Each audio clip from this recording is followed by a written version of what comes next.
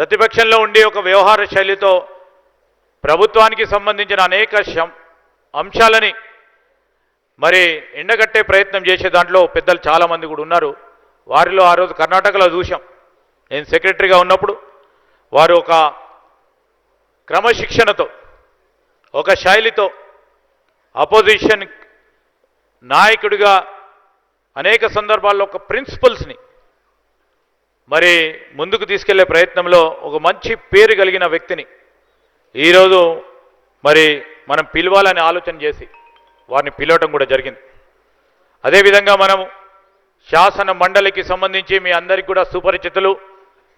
మీరు నిత్యం ప్రతిరోజు కూడా వారు మరి డైరీ డెవలప్మెంట్ కార్పొరేషన్ చైర్మన్గా ఆనాడు ఉమ్మడి రాష్ట్రంలో, అదేవిధంగా తెలంగాణ రాష్ట్రం ఏర్పడతా ఉన్న తరుణంలో వారిదైన శైలిలో ప్రత్యేక రాష్ట్రం మన రాష్ట్రం గురించి పోరాటం చేస్తూ గౌరవ పార్లమెంట్ సభ్యులుగా అనేక సంవత్సరాలు మరి ప్రత్యేకమైన పాత్ర వహిస్తూ ఇప్పుడు మనం వారిని ప్రత్యేకంగా శాసన మండలి చైర్మన్గా మరి మనం పిలువగానే వచ్చిన పెద్దలు గౌరవనీయులు శాసన మండలి మన తెలంగాణ శాసన మండలి చైర్మన్ పెద్దలు సుఖేందర్ రెడ్డి గారిని కూడా ఆహ్వానం పలుకుతూ, అదేవిధంగా పెద్దలు గౌరవనీయులు మరి డిప్యూటీ చైర్మన్గా మీ అందరికీ కూడా సుపరిచితులు, చాలా సంవత్సరాల నుంచి ప్రజాసేవను చేస్తూ ముందుకు నడుస్తూ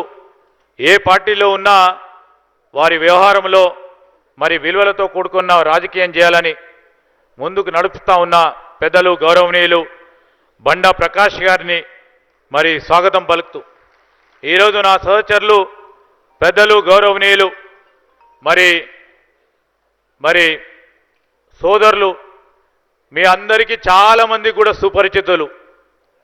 ఎన్ఎస్సిఐ యూత్ కాంగ్రెస్ ఈరోజు రాష్ట్రంలోనే మరి బలహీన వర్గాలకు సంబంధించి ఒక యుద్ధం ప్రకటించే కార్యక్రమ భాగంలో ముందుకు నడుస్తూ ఉన్న మా సోదరులు పొన్నం ప్రభాకర్ గారు, ట్రాన్స్పోర్ట్ మినిస్టర్ గారు, అదేవిధంగా సహచరులు గౌరవ మంత్రివర్యులు మాజీ జిల్లా పరిషత్ చైర్మన్గా రాష్ట్ర ఎస్సీ సెల్ ఆనాడు ఉమ్మడి రాష్ట్రంలో చైర్మన్గా ఉండి ఈరోజు సంక్షేమానికి సంబంధించి మరి మంత్రిగా మన ముందుకు వచ్చిన మా మిత్రులు సోదరులు అడ్లూరు లక్ష్మణ్ కుమార్ గారు, అదేవిధంగా పెద్దలు గౌరవనీయులు రైతులకు సంబంధించి నిత్యం పోరాటం చేస్తూ ఈరోజు కూడా మరి కమిషన్ చైర్మన్గా ఉన్నప్పటికీ రాష్ట్ర ప్రభుత్వానికి సంబంధించిన మా మంత్రులందరినీ కూడా మరి రాష్ట్రానికి సంబంధించిన రైతుల సంక్షేమం విషయంలో ఈరోజు రైతు కమిషన్ చైర్మన్గా రాష్ట్ర రైతు సోదరులందరికీ అండగా నిలబడాలని మా నాన్నగారితోని అనేక సంవత్సరాలు మరి రాజకీయంగా ప్రయాణం చేస్తూ ముందుకు నడుస్తూ ఈరోజు వారు మరి క్రియాశీలకంగా ఈనాటి వరకు కూడా ప్రతి అంశంలో కూడా క్రియాశీలకంగా ముందుకు నడిపిస్తూ మరి వచ్చిన పెద్దలు కోదండరెడ్డి గారిని మేము స్వాగతం పలుకుతూ, అదేవిధంగా పెద్దలు గౌరవనీయులు మాజీ పార్లమెంట్ సభ్యులు సీనియర్ నాయకులు మరి చాలామంది కూడా స్ఫూర్తినిచ్చే కార్యక్రమంలో పార్టీ పరంగా ఉన్న మాజీ పార్లమెంట్ సభ్యులు వి హనుమంతరావు గారు వారు కూడా రావటం జరిగింది. వారికి కూడా స్వాగతం పలుకుతూ ఈరోజు స్థానిక శాసనసభ్యులు సహచరులు గౌరవనీయులు మరి అరకెపూడి గాంధీ గారిని కూడా స్వాగతం పలుకుతూ, అదేవిధంగా సోదరులు విజయరమణారావు గారు, సోదరులు రాజ్ ఠాకూర్ గారు, అదేవిధంగా మా శాసన మండలి సభ్యులు సోదరులు దయాకర్ గారు మరి ఈ కార్యక్రమంలో పాల్గొంటా ఉన్న అనేక మంది గౌరవ శాసన సభ్యులు మరి మిత్రులు వేదికపై ఉన్నారు. వారందరికీ పేరు పేరున, ఎందుకంటే నేను ఈరోజు సమయం ఎక్కువ గడుస్తూ ఉన్న తరుణంలో మరి గౌరవ శాసన సభ్యులు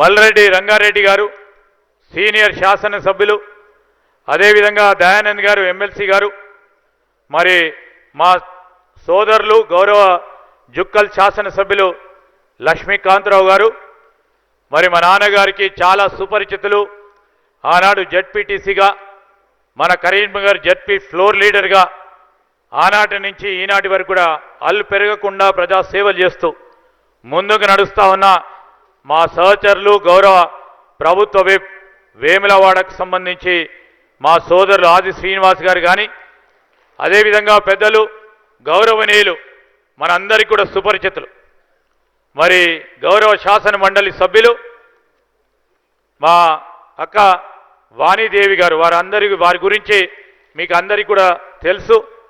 స్వర్గీయులైన పివి నరసింహరావు గారి కూతురు మన మధ్యలో ఉన్నారు. వారికి కూడా హృదయపూర్వకంగా కృతజ్ఞతలు తెలియజేస్తూ సోదరులు ఎమ్మెల్సీ గారు బల్మూరు వెంకట్ గారు, అదేవిధంగా మా భూపాల్పల్లి గౌరవ శాసనసభ్యులు సోదరులు గండ్ర సత్యనారాయణ గారు, మకన్ సింగ్ గారు, ఇప్పటిదాకా ఉన్న మా సోదరులు సహచర మంత్రివర్గ సోదరులు అజారుద్దీన్ గారు, అదేవిధంగా పార్టీలు ఏమైనప్పటికీ మరి మా నాన్నగారి పైన అభిమానం, మరి అదేవిధంగా శాసనసభ్యులంటే ఈ విధంగా ఉండాలని అనేక సందర్భాల్లో మరి నాతో పాటు మరి ముందుకు సహచర శాసనసభ్యుగా నడుస్తూ ఉన్న మరి రాకేష్ రెడ్డి గారు, ఆర్మూర్ ఎమ్మెల్యే గారు, అదేవిధంగా ఈనాటి కార్యక్రమ భాగంలో పాల్గొంటూ ఉన్న మా మిత్రులు చైర్పర్సన్ సోదరులకు, అదేవిధంగా ఈనాటి ప్రత్యేకంగా మనతో పాటు వచ్చి ఈరోజు నాన్నగారి గురించి 2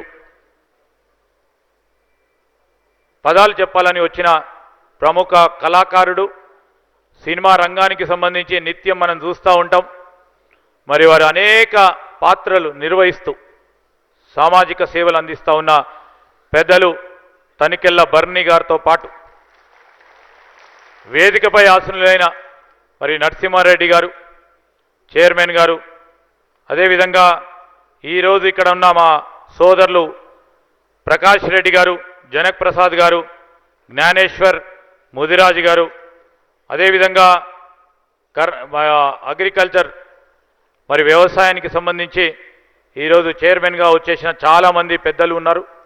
ఈరోజు గౌరవ మేయర్ సోదరులు, చైర్మన్లు, అదేవిధంగా వివిధ హోదాల్లో ఉంటున్న అనేక మంది మిత్రులతో పాటు ప్రత్యేకంగా మా నాన్నగారి అభిమానులు మిత్రులందరికీ కూడా పేరు పేరున ఎవరైనా పేరు మర్చిపోతే క్షమించాలని కోరుతా ఉన్నా. ఈరోజు వారందరికీ కూడా పాత్రికేయ మిత్రులందరికీ కూడా స్వాగతం పలుకుతూ నేను మన్నించాలని కోరుతా ఉన్న పెద్దలు డాక్టర్ సతీష్ రెడ్డి గారిని పిలువగానే వారు మన డిఆర్డిఓ చైర్మన్గా ఈరోజు దేశానికే అడ్వైజర్గా సైంటిఫిక్ అడ్వైజర్గా పనిచేస్తూ ఉన్న డాక్టర్ సతీష్ రెడ్డి గారు ఈరోజు మనం అందరి తరఫున వారికి మనం సన్మానించుకుంటా ఉన్నాం. జీవన సాఫల్య అవార్డును కూడా ఈరోజు మనం వారికి సత్కరించుకోబోతా ఉన్నాం. అదేవిధంగా పద్మశ్రీ డాక్టర్ శోభరాజు గారిని అన్నమయ్య భావన వాహిని అని స్థాపించి పద్మశ్రీ మరి అత్యంత ప్రతిష్టాత్మకమైన అవార్డు దేశ స్థాయిలో పొందిన మరి అన్నమయ్య కీర్తనలు మనం ఎప్పుడు కూడా చూస్తూ ఉంటాం టీవీలో.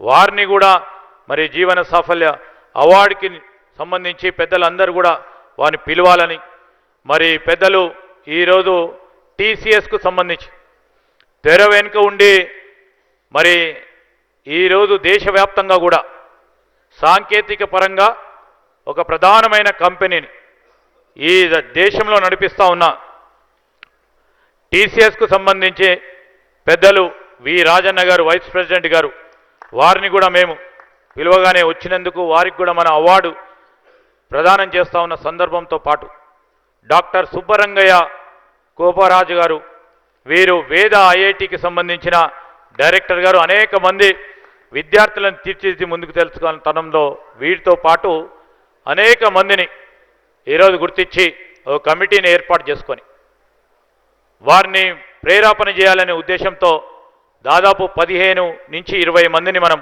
కమిటీ ఏర్పాటు చేసుకొని వారి పక్షాన కొంతమందిని స్ఫూర్తినియాలని స్ఫూర్తి అవార్డు కూడా ఇవ్వాలని తలంచి వారిని కూడా స్ఫూర్తిదాయకమైన అవార్డ్స్కి వచ్చినందుకు వారి అందరికీ కూడా పేరు పేరున హృదయపూర్వకంగా కృతజ్ఞత తెలియజేస్తూ ఎందుకంటే సమయం దాటిపోయింది పెద్దలు యూటీ ఖాదర్ గారు మళ్ళా తిరిగి బెంగళూరు వెళ్ళేది ఉంది. అదేవిధంగా సుఖేందర్ రెడ్డి గారు కూడా చాలా సమయం నుంచి ఇక్కడికి వచ్చి ఉన్నారు, పెద్దలందరూ కూడా వచ్చి ఉన్నారు. మేము ఒకటే మాట చెప్పి ముగించుకుంటాను.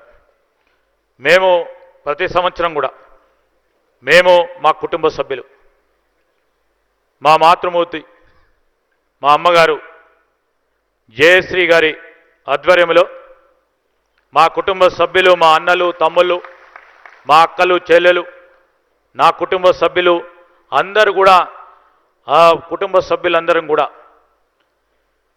ఈ కార్యక్రమాన్ని ప్రతి సంవత్సరం నిర్వహిస్తూ ముందుకు వెళ్తా ఉన్న తరుణంలో ఒకటే మాట మా నాన్నకు చెప్పేవారు, జీవితం ఒకటేసారి వస్తుంది.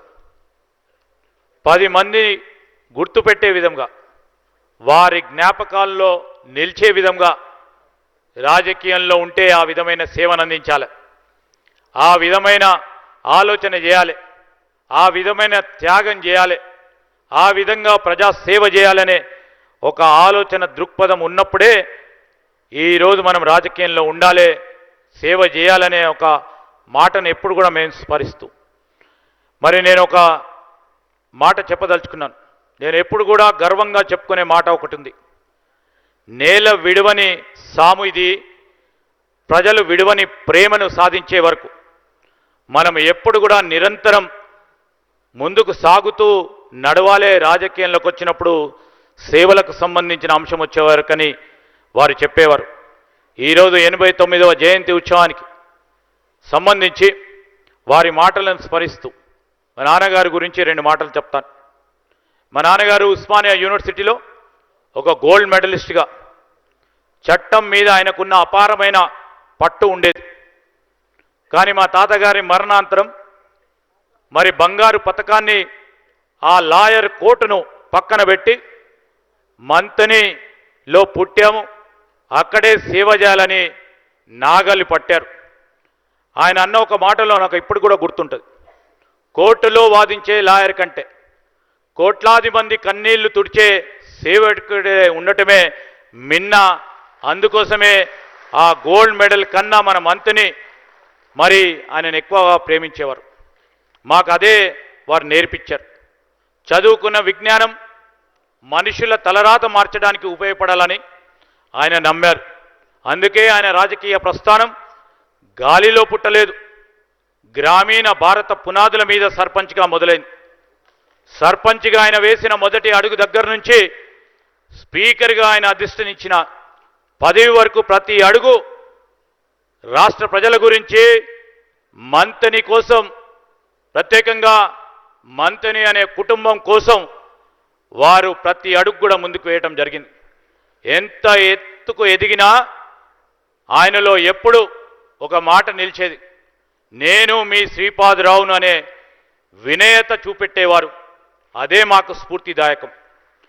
స్పీకర్గా కుర్చీలో కూర్చున్నప్పుడు చట్టాన్ని గౌరవించారు, కిందికి దిగినప్పుడు సామాన్యుడిని అదే విధమైన గౌరవంతో ప్రేమించే వ్యక్తిత్వం వారిది. పదవి అనేది నెత్తిన పెట్టుకునే కిరీటం కాదు.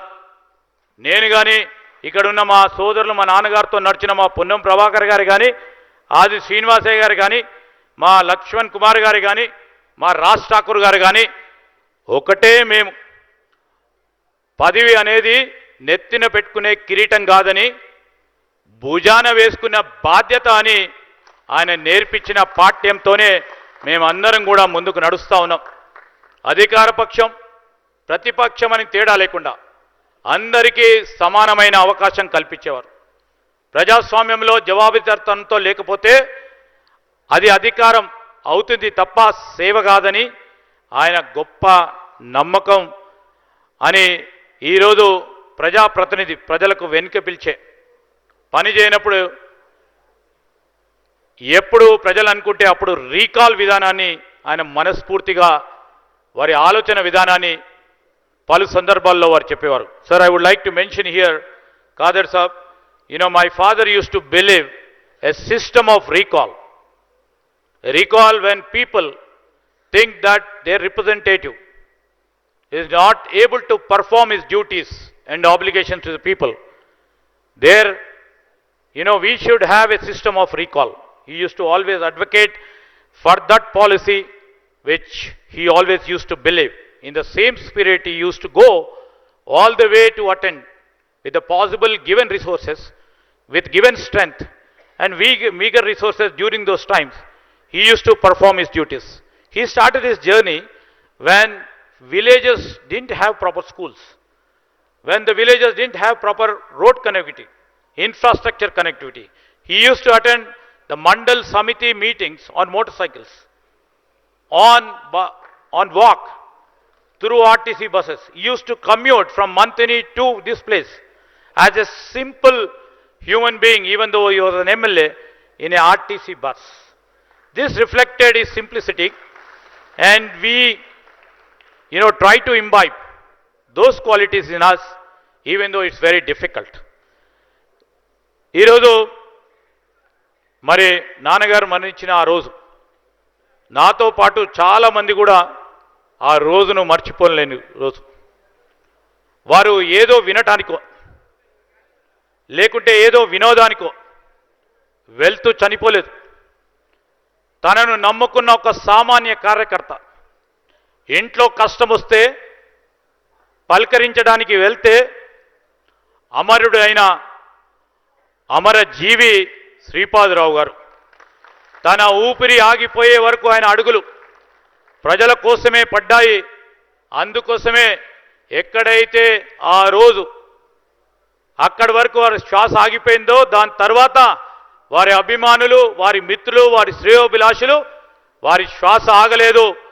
తిరిగి ఆ శ్వాసను కొనసాగిస్తాం, ఆ ప్రజా సాగిస్తామని ఎల్లప్పుడూ నాతో నడుస్తూ ముందుకు నడిపిస్తున్న వారికి ఈ సందర్భంలో వారికి కృతజ్ఞతలు తెలియజేస్తా ఉన్నాను. ఒక నాయకుడు ఎలా బతకాలో చూపించారు. చనిపోయాక కూడా ప్రజల గుండెల్లో ఎలా బతికి ఉండాలో నిరూపించిన ధన్యజీవి వారు. చాలామంది రాజకీయ వారసత్వం అంటే పదవులు, ఆస్తులు అనుకుంటారు. కానీ మా దృష్టిలో శ్రీపాదరావు గారి వారసత్వం అంటే ఆయన నమ్మిన నిజాయితీ, ఆయన చూపెట్టిన మానవత్వం అని విశ్వసించే నాతో పాటు నడిచే మిత్రులందరికీ కూడా తెలుసు. ఈరోజు నేను కూడా మీకు ఇంతకుముందు చెప్పాను, ఈరోజు వారి కొడుకుగా పుట్టడం నా పూర్వజన సుకృతం. ఆయన బాటలో నడిచే అవకాశం రావడం మా అదృష్టం. మొక్క వంగి ఉండవచ్చు, చాలామంది అనుకున్నారు గట్టిగా ఉండలేడు, మొక్క వంగి ఉండవచ్చు, కానీ దాని మూలాలు గట్టిగా ఉంటాయి.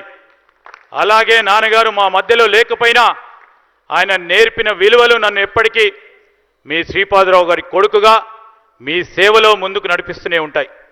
శ్రీపాదరావు గారి ఆశయాలను మనస వాచ కర్మన కొనసాగిస్తానని మరి చాలామంది కూడా కొనసాగిస్తూ ఉన్నారు. వారికి కూడా నేను ఎప్పుడైనా దారి చెప్తే మరి దారి సరియైన దారిలో పెట్టే చాలామంది మా నాన్నగారి శ్రేయోభిలాషులు పెద్దలందరూ కూడా నాతో నడుస్తూ ముందుకు నడిపిస్తూ ఉన్నారు. మరి వారికి మాట ఇస్తూ ఈ వేడుకను జయప్రదం చేయడానికి ఇక్కడికి ఇచ్చేసిన మీ అందరికీ పేరు పేరున మరి మా నాన్నగారికి సంబంధించిన అనేక మంది కుటుంబ సభ్యులు, మిత్రులకు అందరికీ కూడా హృదయపూర్వకంగా కృతజ్ఞతలు తెలియజేస్తా ఉన్నాం.